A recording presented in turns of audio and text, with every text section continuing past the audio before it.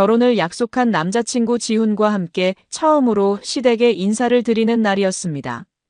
미나는 새벽부터 일어나 거울 앞에 서서 몇 번이고 인사를 연습했습니다.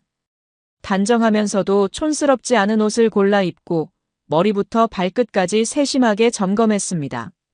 거실에서는 외할머니가 이른 아침부터 일어나 미나를 위해 아침 식사를 준비하고 계셨습니다. 평소보다 더 정성스럽게 차려진 밥상을 보며 미나는 외할머니의 마음을 느낄 수 있었습니다. 할머니, 저 너무 떨려요. 혹시 저 때문에 지훈이가 힘들어하면 어떡하죠? 외할머니는 미나의 손을 따뜻하게 잡으며 말씀하셨습니다.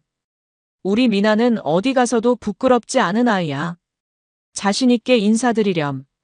미나는 외할머니의 격려에 조금은 마음이 놓였지만 여전히 걱정이 앞섰습니다. 부모님이 어렸을 때 사고로 돌아가신 후 외할머니의 손에서 자란 자신이 과연 시댁에서 환영받을 수 있을까 하는 불안감이 컸습니다. 정성스럽게 준비한 과일 바구니를 손에 들고 현관을 나서려는 순간 외할머니가 미나를 불러 세웠습니다. 미나야, 잠깐만. 외할머니는 서랍에서 작은 상자를 꺼내어 미나에게 건네주셨습니다. 이거 목걸이인데 오늘 끼고 가렴. 내 엄마가 생전에 자주 하던 거야. 미나는 어머니의 유품인 목걸이를 받아들며 가슴이 뭉클해졌습니다. 외할머니는 늘 이런 식으로 미나에게 힘과 용기를 주셨습니다. 지훈이가 차로 데리러 왔을 때 미나는 과일 바구니를 들고 조심스럽게 차에 올랐습니다. 지훈은 미나의 긴장한 모습을 보며 안심시키려 애썼습니다. 긴장하지 마. 우리 부모님도 만나보면 따뜻한 분들이야. 말은 좀 세게 해도 속은 안 그래. 걱정하지 마. 하지만 미나의 마음 한구석에는 여전히 불안감이 자리 잡고 있었습니다. 근데 그래도 떨려. 나 같은 사람이랑 결혼한다고 하면 싫어하시면 어쩌지? 지훈은 미나의 손을 꼭 잡으며 대답했습니다. 우리 엄마 아빠 옛날 분들이긴 해도 그런 분들 아니야. 걱정 마. 내가 대충 설명했는데 오히려 너 보고 싶어 하셨어. 지훈의 말에 미나는 조금은 안심이 되었지만 여전히 마음 한쪽이 조여오는 기분은 사라지지 않았습니다. 차창 밖으로 스쳐 지나가는 거리를 보며 미나는 마음속으로 계속 인사말을 되뇌었습니다. 마침내 시댁 앞에 도착했을 때 미나는 한 번 더 깊게 숨을 들이쉬었습니다. 지훈이 차에서 내려 미나를 도와주며 다시 한 번 격려했습니다. 초인종 누르기 전에 한 번만 더 말해줘. 정말 괜찮을 거라고. 지훈은 미나의 어깨를 가볍게 두드리며 웃었습니다. 정말 괜찮아.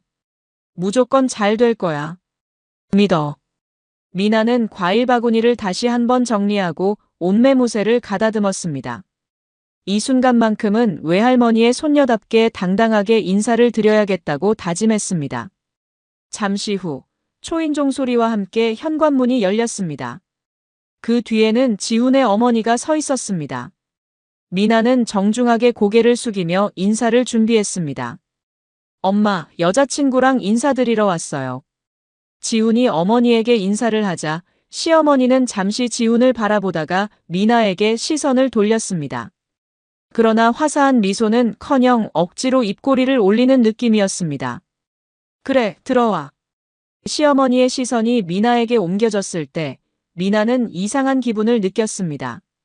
마치 자신을 평가하는 듯한 차가운 시선이었습니다. 거실에 들어서자마자 시어머니는 미나를 위아래로 훑어보며 말했습니다. 너무 말랐다. 지금 이 옷은 백화점 건가요? 아, 예. 아는 언니가 골라준 거예요. 미나는 최대한 정중하게 대답했지만 시어머니의 표정은 여전히 차갑기만 했습니다. 이야기를 나누는 중에도 시어머니의 시선은 끊임없이 미나를 분석하는 느낌이었습니다. 거실에 앉자마자 시어머니는 본격적으로 질문을 시작했습니다.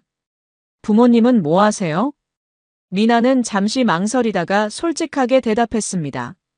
저 어릴 때 사고로 두 분 다 돌아가셨어요. 지금은 외할머니랑 같이 살고 있고요. 시어머니는 잠시 놀란 듯한 표정을 지었다가 말했습니다. 아이고, 그랬구나. 혼자 컸네요. 안쓰럽다, 정말. 하지만 그 말에는 동정보다는 실망이 더 많이 섞여 있었습니다.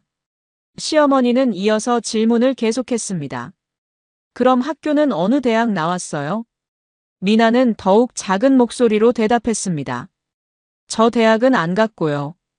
고등학교 졸업하고 바로 취업했어요. 시어머니의 표정이 확연히 굳어졌습니다. 아, 그렇구나. 그래도 대학은 나오는 게 좋지 않니? 고졸이야? 요즘은 대학은 기본 아닌가요? 그럼 직장도 좀 평범하겠네요. 네, 지금은 계약직으로 행정 쪽 일을 하고 있어요. 그래도 오래 다니긴 했습니다. 시어머니는 계약직이라는 말에 더욱 인상을 찌푸렸습니다. 계약직이요? 시어머니와 시아버지 모두 말끝마다 은근한 무시가 배어 있었습니다. 미나가 정성스럽게 준비해간 과일 바구니는 누구 하나 쳐다보지 않았습니다. 지훈이 어색하게 웃으며 말했지만 분위기는 이미 싸늘하게 식어 있었습니다. 여기 과일 사왔는데 좋아하시는 게 있으실지 모르겠네요. 시어머니는 과일 바구니를 흘끗 보더니 무심하게 말했습니다. 그래요. 뭐 흔한 게 과일이니까. 거기 놔둬요. 미나는 처음에는 그저 무심하고 조금 예의가 없는 정도라고 생각했습니다. 하지만 대화가 이어질수록 시어머니의 말투와 표정에는 점점 가시가 드러나기 시작했습니다. 잠시 정적이 흐른 뒤 시어머니가 입을 열었습니다. 부모도 안 계시고 신부 쪽은 텅텅 비겠네요. 그치, 여보? 시아버지가 고개를 끄덕이며 맞장구를 쳤습니다. 이거 차이가 너무 나서 되겠어요? 지훈이 당황하며 말렸습니다. 엄마, 그런 말은 좀. 시어머니는 지훈의 말을 막으며 더욱 직설적으로 말했습니다. 내가 틀린 말 했나요? 혼자 컸다면서 친정이라고 불러줄 때도 없고 우리 집안이 괜히 허전해지지 않겠어요? 이런 여자가 우리 집 며느리 되면 체면은 어쩔 건데요? 어디 내놔도 민망하겠어요. 수준이 안 맞아요. 그 순간 미나의 머릿속이 하얗게 되었습니다. 말 그대로 얼어붙었습니다. 도대체 자신이 뭘 그렇게 잘못했는지 알 수 없었습니다. 숨이 턱 막혔습니다. 끝. 죄송합니다. 혹시 제가 뭔가 실수라도. 미나는 떨리는 목소리로 사과했지만 시어머니는 차갑게 말을 끊었습니다. 실수는 아니에요. 그냥 우리랑 안 맞는 거예요. 부모님도 안 계시고 학벌도 안 좋고 직장도 좀 그렇고 우리 아들이 아까운 거예요. 지훈은 그저 옆에서 입술을 깨물며 고개만 숙이고 있었습니다. 아무 말도 하지 못한 채 그 자리에 얼어붙은 것처럼 앉아 있었습니다. 미나는 그들 앞에서 무력하게 앉아 있을 수밖에 없었습니다. 자신이 준비한 마음, 보여주고 싶었던 정성, 모든 게 아무 소용없는 자리였습니다. 그저 자신이라는 존재 자체가 무시당하는 느낌이 가장 큰 모욕이었습니다. 한참을 그렇게 앉아 있었습니다. 주스 한 잔, 물 한 잔도 없었습니다. 그 자리는 인사 자리가 아니라 그저 판단받는 자리, 거절당하는 자리일 뿐이었습니다. 시어머니는 소파에 앉아 팔짱을 끼고 미나의 눈을 피한 채 지훈에게 말했습니다. 이제 슬슬 가보지 그래요? 우리도 지금 약속 있어서 준비해야 해요. 네, 그럼 저희 이만 일어날게요. 미나는 순간 자신이 뭐 이렇게까지 모욕당할 일인가 싶었습니다. 들고 왔던 과일 바구니는 아무도 손대지 않았고 테이블 옆에 놓인 채 그 자리를 지키고 있었습니다. 그 바구니를 다시 들고 나올 수는 없었기에 결국 그대로 두고 나섰습니다.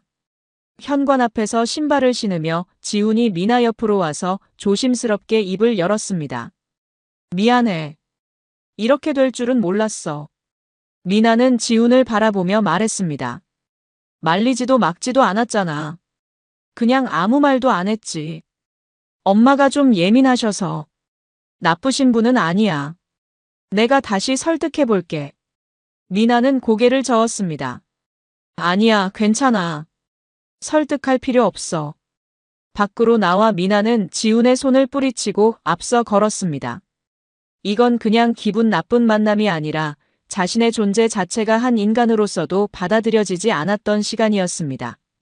차 안에서도 집 앞 골목에서도 미나는 눈물이 흐르는 걸 끝까지 참았습니다. 괜찮다, 별일 아니다 스스로 수십 번 되뇌며 버텼습니다. 하지만 집 현관문을 열고 들어서는 순간 신발을 벗기도 전에 그 말들이 떠올랐습니다. 이런 여자가 우리 집 며느리 되면 체면은 어쩔 건데요. 부모도 안 계시고 결혼식장 텅텅 비겠네요. 그 말들이 마치 바늘처럼 가슴을 찔렀고 겨우 참고 있던 눈물이 와르르 터졌습니다. 미나는 방 안으로 들어와 문을 닫고 그대로 바닥에 주저앉아 엉엉 울었습니다. 숨이 막히고 속이 타들어가는 듯한 기분이었습니다. 자신의 존재가 자신의 인생이 단 한 번의 만남으로 부정당한 것 같았습니다. 그저 사랑하는 사람과 결혼을 하고 싶었을 뿐인데. 그때 밖에서 노크 소리가 들렸습니다. 문이 열리고 외할머니가 들어오셨습니다. 외할머니는 늘 그렇듯 미나 옆에 앉으셨습니다. 그리고 아무 말 없이 미나가 울고 있는 모습을 한참 지켜보다가 작게 숨을 내쉬며 말씀하셨습니다. 무슨 일이 있었니? 누가 우리 손녀 마음을 이렇게 찢어놨을까? 할머니, 나 아무것도 안 했는데. 그냥 잘 보이려고 애쓴 것밖에 없는데. 나 고아인 거 맞고 부모님 없는 거 맞고. 근데 그게 그렇게 모욕받을 일이에요? 내가 사람 취급도 못 받을 만큼 잘못한 거예요? 할머니, 나 진짜 너무 창피하고 억울했어요. 과일 바구니도 들고 갔는데 아무도 안 봤더라고요. 그냥 그 자리에 내가 없었으면 좋겠다는 생각밖에 안 들었어요. 나는 그냥 내가 할 수 있는 걸 최선을 다해서 준비한 건데 그게 그렇게 웃을 일이에요. 외할머니는 미나의 머리를 쓰다듬으며 말씀하셨습니다. 잘 들어. 너 잘못한 거 하나도 없어. 그냥 사람을 잘못 만난 거지. 할머니, 나 이제 어떻게 해야 돼요? 그냥 참아야 돼요? 결혼도 하지 말까요? 외할머니는 잠시 생각하시더니 단호하게 말씀하셨습니다. 손녀야, 복수는 말이지. 복수는 이렇게 하는 거란다. 외할머니의 눈빛에는 미나가 한 번도 본 적 없는 차가운 결의가 담겨 있었습니다. 끝. 그 다음 날 아침, 미나는 평소보다 일찍 눈을 떴습니다. 부스한 얼굴로 거실로 나왔을 때 외할머니는 이미 한복을 곱게 차려입고 거울 앞에 서 계셨습니다. 아이보리빛 저고리에 은은한 남색 치마, 그 위로 고운 은실이 수놓인 옷고름이 단정하게 메어져 있었습니다. 평소장을 보러 갈 때 입으시던 옷차림과는 차원이 달랐습니다. 할머니, 왜 이렇게 정성껏 한복을 입으셨어요? 외할머니는 미나를 바라보며 말씀하셨습니다. 사람 대접 못 받은 자리에 다시 가는 날이니 오늘은 우리가 예의를 보여줄 차례야. 그 말을 들은 순간 미나는 말없이 고개를 끄덕였습니다. 이제 다시는 고개 숙이지 않겠다고 자신이 모욕당했던 그 집에 오늘은 똑바로 서서 들어가야겠다고 다짐했습니다. 그렇게 외할머니와 미나는 택시를 타고 시댁으로 향했습니다. 창밖으로 스쳐 지나가는 거리를 보니 미나의 가슴이 더 쿵쾅거렸습니다. 어제 모욕을 당했던 그 집으로 다시 간다는 게 솔직히 두려웠지만 옆에 있는 외할머니는 한치의 망설임도 없이 단정한 걸음으로 초인종 앞에 섰습니다. 마침내 문이 열리는 순간 어제처럼 당당하게 팔짱을 낀 시어머니가 모습을 드러냈습니다. 어머, 누구시죠? 약속도 없으셨는데. 그 말이 끝나기도 전에 시어머니의 눈이 외할머니로 향한 순간 그녀의 표정이 서서히 무너져 내리기 시작했습니다. 아니. 혹시. 시어머니는 한 걸음 뒤로 물러선 채 온몸을 떨며 외할머니를 향해 큰 절을 올렸습니다. 시어머니 뒤로 뒤따라 시아버지도 미나네 외할머니를 보더니 당황한 듯 주저하다가 결국 바닥에 손을 짚고 몸을 숙였습니다. 그 모습을 본 미나는 아무 말도 나오지 않았습니다. 자신의 외할머니가 도대체 어떤 분이길래 이 사람들이 큰 절을 올리는지 알 수 없었습니다. 미나의 외할머니는 늘 그러셨습니다. 너는 우리 집 전부야. 그 말처럼 미나를 금이야 오기야 아껴 키우셨습니다. 가진 건 많지 않았지만 미나의 밥상에는 늘 미나가 좋아하는 반찬이 올라왔고 겨울이면 외할머니는 낡은 외투를 꿰매 입으면서도 미나에게는 새 외투를 사주셨습니다. 그만큼 미나는 외할머니를 엄마처럼, 아니 그보다 더 깊이 따랐습니다. 그런데 그런 외할머니가 가끔은 어린 마음에 부끄러울 때도 있었습니다. 미나가 초등학생이었을 때 소풍날, 친구들 엄마들은 다들 화장하고 예쁜 옷을 입고 오는데 외할머니는 장바구니 끈을 어깨에 둘러맨 채 헐렁한 바지와 땀이 밴 모자로 미나를 데리러 오셨습니다. 쟤는 엄마 없대. 할머니가 엄마래. 이상해. 그런 소리를 들어서 괜히 외할머니 손을 뿌리치고 혼자 걷겠다고 한 날도 있었습니다. 정말 어리석었습니다. 외할머니의 그 손이 세상에서 제일 따뜻한 건지도 모르고. 그렇게 미나는 외할머니의 온기로 자랐습니다. 누군가는 부족하다고 말할지 모르지만 미나에게는 충분했고 오히려 넘쳤던 사랑이었습니다. 그런데도 한때 세련되지 못한 외할머니가 부끄러웠던 적이 있었던 자신이 지금 와서는 미칠 듯이 미안했습니다. 미나의 엄마 아빠는 미나가 기억도 못할 만큼 어렸을 때 사고로 돌아가셨고 그 후로 미나 곁에 남은 사람은 단 한 분 외할머니뿐이었습니다. 하지만 지금 시어머니와 시아버지가 외할머니를 보며 떨고 있는 모습을 보니 분명히 뭔가 다른 이유가 있다는 걸 알 수 있었습니다. 외할머니는 조용히 집 안으로 들어가셨고 시어머니와 시아버지는 여전히 고개를 숙인 채 따라왔습니다. 끝. 미나가 중학교에 들어서고부터였습니다. 그때부터 이상하게도 금전적으로 정말 막막한 순간마다 기가 막히게 운 좋은 일들이 찾아왔습니다. 그때는 몰랐습니다. 그게 진짜 행운이었는지 아니면 누군가의 숨은 손길이었는지. 어느 날 집에서 쓰던 냉장고가 완전히 고장났습니다. 몇 년째 붙이고 고치고 때우며 쓰던 물건이었습니다. 할머니, 이거 이번엔 진짜 완전 나갔어요. 냉기가 아예 안 나오는데요. 이번엔 그냥 보내줘야겠구나. 우리 새 냉장고는 못 사겠지. 중고라도. 그런데 며칠 뒤 현관 앞에 웬 남자가 큰 박스를 옮기고 있었습니다. 누구세요? 냉장고 설치하러 왔습니다. 네. 냉장고요? 집 안으로 들어오자 거실에 있는 건 그때 막 출시된 최신형 냉장고였습니다. 할머니, 이거 뭐예요? 진짜 새 거예요. 아니, 이거 너무 비싼 거잖아요. 왜 마음에 안 들어요? 아니, 그런 게 아니라 할머니, 이거 카드 할부에도 몇 년은 갚아야 되는 거잖아요. 우리 그런 여유 없잖아요. 괜찮아. 내가 아는 사람이 싸게 해줬어. 창고에 있던 거라 반값도 안 된대. 진짜 그렇게 싸게 샀어요? 그럼 운 좋게 딱 남는 물건이었대. 그런 날도 있어야지 안 그래? 외할머니는 대수롭지 않다는 듯 손에 붙은 먼지를 툭툭 털고 주방으로 들어가셨습니다. 미나는 그 자리에 서서 냉장고를 한참 동안 바라봤습니다. 지금 돌이켜보면 최신형 냉장고를 그렇게 운 좋게 갖게 되는 일이 세상에 어디 그렇게 흔할까요? 그게 정말 우연이었을까요? 그리고 미나가 간절히 기다렸던 봄 소풍이 있는 날이었습니다. 친구들 모두 며칠 전부터 들떠 있었습니다. 하지만 미나는 마음이 무거웠습니다. 바로 회비 때문이었습니다. 당시 우리 집 형편에선 참 큰 돈이었습니다. 아무 말 없이 소풍 준비물 목록을 찢어버린 미나는 아침 일찍 외할머니께 말했습니다. 할머니, 나 오늘 학교 안 가요. 개교 기념일이라 수업 없대요. 그래? 그런 날도 있었구나. 덕분에 하루 푹 쉬어. 그냥 좀 누워 있으려고요. 외할머니는 이상하다는 눈치도 없이 그냥 평소처럼 고개를 끄덕이셨고 미나는 방으로 들어가 이불을 덮고 누웠습니다. 애써 아무렇지 않은 척했지만 밖에서 떠나는 아이들의 웃음소리가 들을 때마다 속이 자꾸 뒤집히는 것 같았습니다. 그렇게 뒹굴고 있는데 전화가 왔습니다. 여보세요? 너 어디니? 지금 버스 떠나기 전에 기다리고 있어. 얼른 나오렴.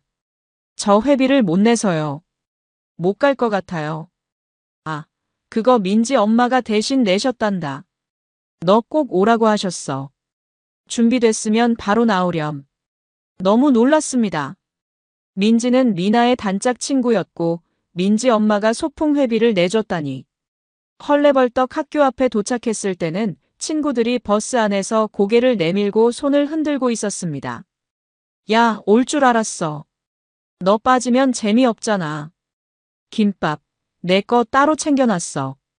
얼른 와. 미나는 민지에게 가서 감사 인사를 했습니다. 고마워. 너네 엄마가 회비 내주셨다고 하셔서. 아니야. 나도 지금 들었어. 며칠 후 미나는 민지의 집에 놀러 갔습니다. 저녁 시간이 가까워져 있었고 민지 엄마가 식사를 챙겨주셨습니다. 더 먹을래요? 계란찜 새로 했어요. 아니요, 정말 잘 먹었습니다. 근데 저번에 소풍 때 제 회비 내주셔서 정말 감사했어요. 덕분에 갈 수 있었어요. 미나의 말에 친구 엄마는 놀란 듯 웃으며 말씀하셨습니다. 응? 아, 그거 내 덕분 아니야. 담임 선생님이 그렇게 말씀하셔서.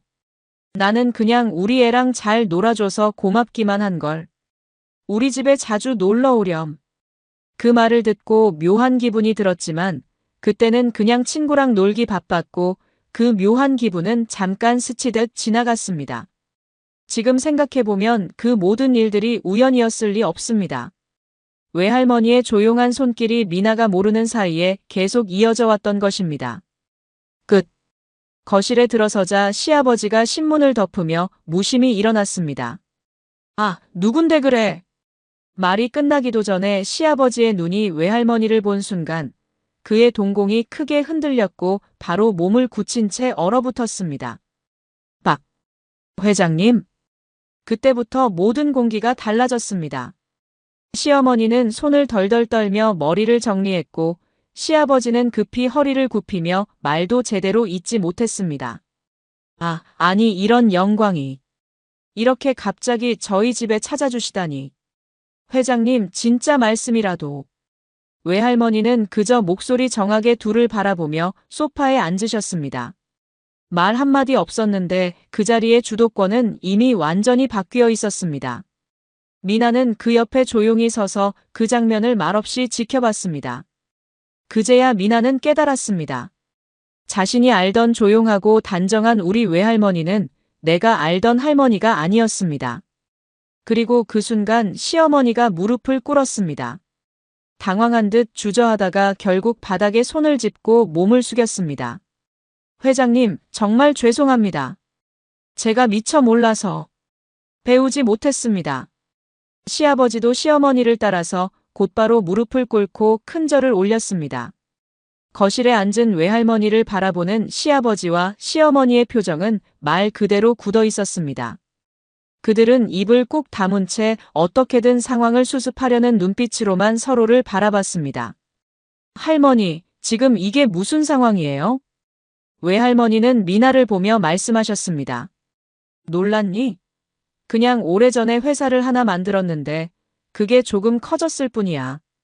조금이요? 시아버지와 시어머니는 그 말에 다시 한번 얼굴이 경직되었습니다. 그렇습니다.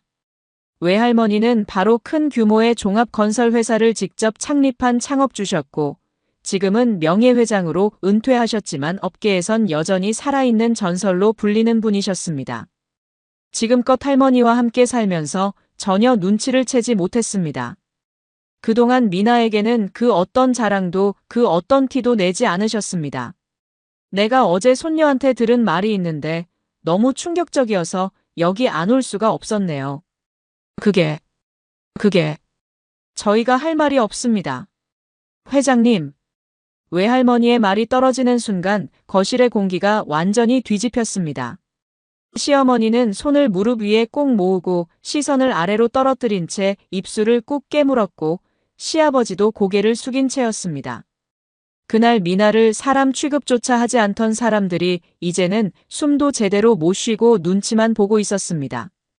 그때 창밖에서 낮고 묵직한 엔진 소리가 들렸고 시어머니는 일어나 무슨 일인가 싶어 커튼을 젖혔습니다. 그녀는 그대로 입을 틀어막았습니다. 어머, 저기 뭐예요? 시댁 도로에는 검정색 고급 세단과 의전 차량들이 줄지어 서기 시작했습니다. 그 뒤로는 한치의 흐트러짐도 없는 정장을 입은 비서들과 건장한 체격의 수행기사들, 중후한 기세의 중년 남성들이 차례로 문을 열고 내려섰습니다.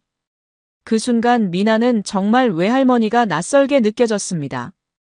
외할머니는 존재만으로 공기를 바꾸는 사람, 그런 분이셨습니다. 허둥지둥 창밖을 바라보던 시아버지는 황급히 외투를 챙겨 입으며 중얼거렸습니다. 이건 진짜 큰일인데. 어떻게 이런 일이. 그때 외할머니의 비서로 보이는 젊은 남성이 거실로 들어왔습니다. 회장님, 외부에서 관계사 대표님들이 함께 도착하셨습니다. 그날 회장님께서 직접 말씀 나누고 싶다고 하신 건이 있어서요. 경우도 겸해서 같이 대기하고 있습니다. 이해합니다. 내가 오랜만에 이렇게 움직였으니 괜한 소문이라도 돌까봐 걱정이 많았겠지. 예, 저희가 알아서 최대한 조용히 정리하겠습니다. 비서는 고개 숙여 인사를 드리며 물러났고 외할머니는 다시금 소파에 앉으셨습니다.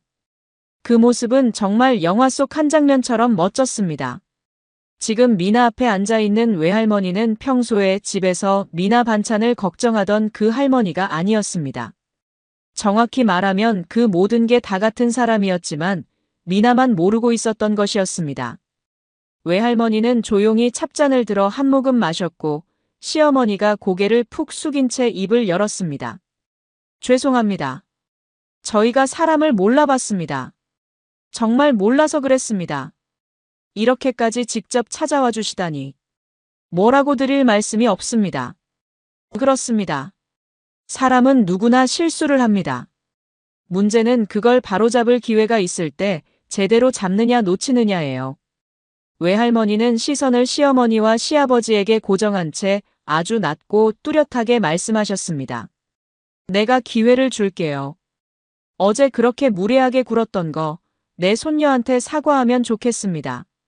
어제까지만 해도 미나를 부모 없는 애라며 깎아내리고 거실에 앉히기는커녕 차 한 잔도 내주지 않았던 그 사람들이 지금은 바닥에 무릎을 꿇고 허리를 깊이 숙이고 있었습니다. 그때 알았습니다. 우리 외할머니는 세상 누구보다 자랑스러운 분이셨다는 걸. 시어머니는 떨리는 목소리로 말했습니다. 정말 죄송합니다. 제가 너무 경솔했습니다. 그땐 저희가 아무것도 몰라서 함부로 말한 걸 진심으로 사과드립니다. 그들의 사과에 외할머니는 말했습니다. 이 말은 내 손녀에게 해야죠. 어제 어떤 말로 내쫓았는지 기억 안 나진 않죠? 미안합니다. 내가 얼마나 속상했을지. 그땐 내가 너무 편견에 사로잡혀 있었던 것 같아요. 그래서 우리 집 체면 운운하며 헛된 자존심만 세웠지. 정작 사람 볼 줄도 몰랐구나. 한동안 정적이 흘렀습니다. 미나는 그들의 마음이 진심인지 헷갈렸습니다. 그리고 정적을 깬 건 외할머니의 단호한 목소리였습니다. 김 사장님, 당신 회사 우리 회사의 하청으로 들어와 있지요? 예, 회장님. 그렇습니다.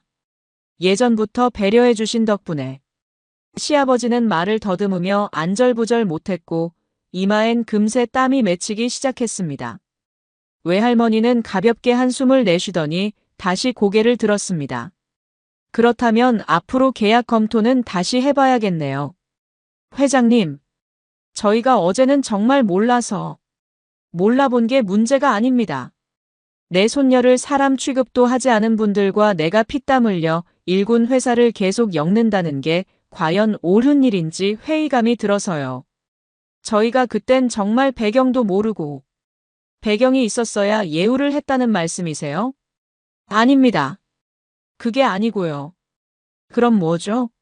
부모 없다고 무시하고 학력 낮다고 대놓고 멸시하고 자기 아들이 고른 사람 앞에서 차도 한 잔 안 내고 쫓아내는 게 정상입니까? 나는 오늘 당신들에게 사과를 받으러 온 게 아닙니다. 그저 다시는 우리 손녀 앞에서 그날처럼 함부로 굴지 말라는 경고를 주러 온 겁니다. 그 한마디에 시아버지의 안색이 순식간에 변했습니다. 그의 얼굴은 피가 가시며 창백해졌고 입술 끝이 파르르 떨릴 정도로 당황한 기색이 역력했습니다. 곧 그는 자존심도 체면도 내려놓은 채 바닥에 고개를 박듯 무릎을 꿇었습니다. 회장님, 제발 한 번만, 단 한 번만 기회를 주십시오. 그땐 정말 아무것도 몰랐습니다. 이 아이가 회장님 손녀분이실 줄은 정말 상상도 못했습니다. 아직도 모르네요. 바로 그게 문제라고. 이 아이가 누구 손녀인지 모르니까 함부로 막대했다는 거. 상대의 배경을 알고서야 고개 숙이는데도 그건 사과가 아니에요. 위선입니다. 저희가 너무 철이 없었습니다. 정말 저희가 너무 경솔했고.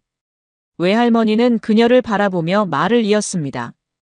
사람 됨됨이는 상대가 어떤 배경을 가졌느냐에 따라 달라지는 게 아닙니다. 가진 것 없을 때 대하는 태도가 그 사람의 진짜 수준을 보여주는 법이죠. 시아버지는 여전히 엎드린 채 바닥에 머리를 조아렸습니다. 정말 죄송합니다. 회장님, 지금이라도 용서해 주신다면 어떻게든 보답하겠습니다. 그의 음성은 이제 거의 울먹임에 가까웠습니다. 이건 단지 한 사람의 실수에 대한 응징이 아니라 세상을 바로잡기 위한 외할머니의 방식이라는 걸 알 수 있었습니다. 외할머니는 마지막으로 깊은 숨을 내쉬며 말했습니다. 저는 권력으로 사람을 평가하지 않습니다. 하지만 제 손녀를 상처 주는 사람은 그 어떤 인연도 허락하지 않겠습니다. 거실의 공기는 차갑게 얼어붙었고 그 누구도 더는 말 한마디 붙이지 못했습니다. 끝. 잠시 말을 멈췄던 외할머니는 미나 쪽으로 고개를 돌려 미소를 지으셨습니다. 그 미소에는 어떤 따뜻함과 동시에 단호한 믿음이 담겨 있었습니다. 그리고 다시 시선을 돌린 외할머니는 단단한 눈빛으로 시댁 식구들을 바라보며 말을 이었습니다. 나는 자네들이 내 손녀를 모욕했다는 이야기를 들은 순간부터 이 결혼은 반대하기로 마음먹었습니다. 이 아이는 출신 따위로 평가받을 그런 아이가 아닙니다. 내가 그걸 누구보다 잘 알고 있어요. 그런데 사람을 겉모습으로 판단하고 배경으로 차별하는 집안이라면 나는 이 아이를 절대 못 보냅니다.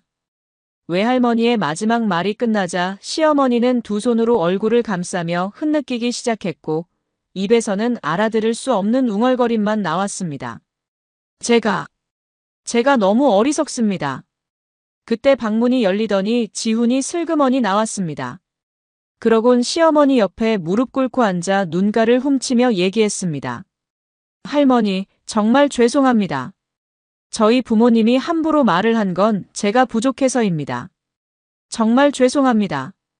젊은 사람은 실수할 수 있습니다. 하지만 중요한 건 그 실수를 어떻게 마주하고 고치는가예요. 회장님. 아니죠. 정말 잘못했습니다. 부디 한 번만 용서를. 그런데 그 장면을 지켜보며 미나의 가슴은 이상하게 차분했습니다. 누군가 자신 대신에 나서서 싸워준다는 건 그게 얼마나 강하고 따뜻한 일인지 미나는 그날 처음 알았습니다. 그리고 지우는 떨리는 발걸음으로 미나에게 다가왔습니다. 입술을 꾹 깨물고 있던 그는 결국 울먹이는 목소리로 말을 꺼냈습니다. 정말 미안해. 내가 우리 부모님을 말렸어야 했는데. 어제는 나도 너무 갑작스러워서. 나 너 포기 못해. 우리 다시 시작하면 안 될까? 그 말에 미나는 천천히 고개를 돌려 그를 바라봤습니다. 그리고 결국 고개를 저었습니다. 아니, 나 이제 다시는 이 집 문턱도 안 넘을 거야. 정말 우리 끝인 거야. 미나는 그에게서 시선을 거둔 채 외할머니 쪽으로 걸음을 옮겼습니다. 이젠 내 자신을 지킬 거예요, 할머니. 외할머니는 미나의 손을 잡으시고 고개를 끄덕이셨습니다. 그 눈빛에는 잘했다는, 그리고 이제부터가 진짜 시작이라는 의미가 담겨 있었습니다. 우리는 문을 나섰고 그 집을 다시는 돌아보지 않았습니다. 비록 미나의 사랑은 그렇게 끝났지만 미나의 인생은 이제야 제대로 시작된 것이었습니다. 시어머니와 시아버지는 끈질기게도 외할머니에게 용서를 구했습니다. 며칠 후 외할머니와 함께 시장을 보고 돌아오던 길이었습니다. 우리 집 근처에 어떤 차 한 대가 눈에 들어왔습니다. 고급 외제차 안에서 내린 사람은 다름 아닌 시아버지와 시어머니였습니다. 그들은 급히 다가와 허리를 90도로 숙이며 말했습니다. 회장님, 이렇게 우연히 뵙게 되네요. 외할머니는 눈길 쫓아주지 않으신 채 천천히 걸음을 옮기셨습니다. 그러자 시아버지는 서둘러 외할머니 앞을 가로막았습니다. 부디 단 5분만 시간을 주십시오. 제가 정말 잘못했습니다. 왜 이제 와서 뭘 어쩌겠다는 건가요? 정말 몰랐습니다. 그날은 제가 너무 경솔했습니다. 경솔함과 오만함은 다릅니다. 당신은 내 손녀가 가진 배경은 몰랐어도 사람은 보셨어야죠. 시아버지는 바짝 엎드려 두 손을 바닥에 짚었습니다. 회장님, 제 회사를 살리기 위해서가 아닙니다. 정말 제 아들이 너무 괴로워하고 있습니다. 매일 술에 취해 울기만 합니다. 사람을 배려하는 법을 모르는 집안에 더 이상 우리 손녀를 얽매이게 할 수는 없습니다. 한 번만, 다시 한 번만 기회를 주십시오. 저희가 무릎 꿇고 사과드리겠습니다. 몇 번이고 하겠습니다. 미나는 그때 말했습니다. 저 그날 너무 상처받았어요. 제가 무슨 잘못을 했는지도 모르겠는데 그런 모욕당하는 말을 들으니까 제 인생 전체가 부정당하는 느낌이었어요. 이제 다시는 그런 자리에 또 가고 싶지 않아요. 들으셨죠, 김 사장님? 제가 뭐라 하지 않아도 제 손녀가 이렇게 말하고 있습니다. 이 아이의 선택을 존중해 주십시오. 시아버지는 더는 아무 말도 하지 못한 채 그 자리에 무릎을 꿇은 채 주저앉았습니다. 그 뒤로도 그들은 계속해서 용서를 구했지만 미나와 외할머니는 마음을 되돌릴 수 없었습니다. 진심은 이렇게 보여주는 게 아니라는 외할머니의 말씀처럼 조용히 오래도록 눈에 보이지 않게 스며드는 게 진짜 진심이었습니다. 끝. 우리 외할머니는 젊은 시절부터 직접 회사를 이루며 고생했고 많은 사람들로부터 여자 회장이 뭐 그리 대단하냐, 남편 잘 만나서 된 거지 같은 말을 들으며 자수성가의 삶이 평가절하되곤 했던 분입니다. 그래서 외할머니는 배경이 아니라 사람 자체로 인정받는 삶을 손녀에게 주고 싶었습니다. 할머니, 근데 왜 저한테 말씀 안 하셨어요? 외할머니가 그런 분이신 걸 전혀 몰랐는데. 내가 회장이란 걸 알게 되면 내가 정말 하고 싶었던 말도 꾹 참고 고개 숙이면서 살게 될까봐 그랬지. 사람들이 내 앞에서 잘해주는 이유가 너여서가 아니라 내 손녀여서일까봐. 난 그게 싫었단다. 난 너 스스로 충분히 존귀한 사람이라는 걸 세상에 보여주고 싶었어. 외할머니가 미나에게 말을 하지 않은 건 결국 미나를 위한 선택이었다는 걸 그제야 깨달았습니다. 미나가 주눅들지 않고 자신의 뜻대로 웃고 울 수 있도록, 누구의 그늘도 아닌 자신으로 살 수 있도록 외할머니는 일부러 그 모든 것을 숨기신 거였습니다. 사람들이 미나를 어떻게 보는지가 아니라 미나가 자신을 어떻게 믿고 살아가는지를 먼저 알려주고 싶으셨던 거였습니다. 그런 외할머니의 깊은 마음을 이제서야 조금은 알 것 같았습니다. 그 후로 몇 년이 흘렀습니다. 외할머니는 미나와 평생을 함께 하신 분이셨지만 그 마지막은 너무 조용하고도 갑작스러웠습니다. 병실에서 마지막으로 미나의 손을 꼭 잡으셨던 그날, 외할머니는 아주 또렷하게 말씀하셨습니다. 이제는 너 혼자서도 다 잘할 수 있을 거야. 난 정말 행복했단다. 그날 이후 미나는 멍하니 시간을 흘려보내며 장례식장을 준비했습니다. 장례식 당일 새벽, 조문객들이 하나 둘씩 도착하기 시작하더니 문 밖까지 길게 줄이 이어졌습니다. 하얀 조화를 들고 들어오는 사람들, 먼지를 뒤집어 쓴 작업복 차림의 건설장 노동자들, 정장을 입은 하청업체 대표들, 그리고 가방을 맨 대학생들까지. 처음 보는 얼굴들이 미나의 손을 꼭 잡고 말했습니다. 저 회장님 덕분에 아이 대학 보냈습니다. 그때 수술비 못 내서 막막했는데 익명으로 보내주신 분이 회장님이었어요. 저 이번에 장학금 받아서 서울로 올라왔어요. 꼭 인사드리고 싶었어요. 조문객들의 한마디 한마디가 미나의 가슴을 먹먹하게 만들었습니다. 미나는 아무 말도 할 수 없었습니다. 그저 고개를 숙이고 두 손을 모은 채 엎드려 울었습니다. 외할머니는 단순히 큰 회사를 세운 창업주가 아니라 한 사람 한 사람에게 등불 같은 존재였습니다. 미나가 몰랐던 외할머니의 삶. 누구보다 넓고 깊은 사랑을 조용히 꾸준히 숨기듯 나누어 온 분이셨습니다. 그리고 지금 미나는 그분이 남긴 뜻을 따라 살아가고 있습니다. 외할머니의 뜻을 이어 건설회사의 문화재단 대표로 일하고 있습니다. 경제적으로 어려운 학생들에게 장학금을 전달하고 청소년들이 마음껏 꿈을 펼칠 수 있는 문화공간을 만들며 이 사회에 따뜻한 영향을 남기기 위해 매일같이 바쁘게 치열하게 살아가고 있습니다. 누군가는 말합니다. 너 정말 운이 좋았구나. 맞는 말일지도 모릅니다. 하지만 미나는 이제 압니다. 그 행운은 그저 단순히 따라온 운이 아니었다는 걸. 외할머니는 늘 미나가 스스로 설 수 있도록 그림자 뒤에서 조용히 등을 밀어주셨습니다. 미나가 흔들리지 않게 세상 앞에 당당히 설 수 있도록 묵묵히 버팀목이 되어주신 사람이었습니다. 외할머니는 미나에게 세상이 줄 수 없는 가장 위대한 선물을 주셨습니다. 바로 자존감이라는 선물 말입니다. 그날 외할머니가 미나에게 해주신 말은 지금도 미나의 귓가에 선명하게 남아 있습니다. 넌 누구 손녀인지보다 어떤 사람인지가 더 중요한 사람이야. 그리고 넌 그걸 증명했어. 그 말 한마디는 지금도 미나가 살아가는 이유가 되고 세상을 마주하는 미나의 자부심이 됩니다. 이제는 미나도 누군가의 버팀목이 되어주려 합니다. 누군가에게 조용히 등을 밀어주는 어른이 되기 위해 우리 외할머니처럼 그렇게 살아가고 있습니다. 여러분께 전하고 싶은 말이 있습니다.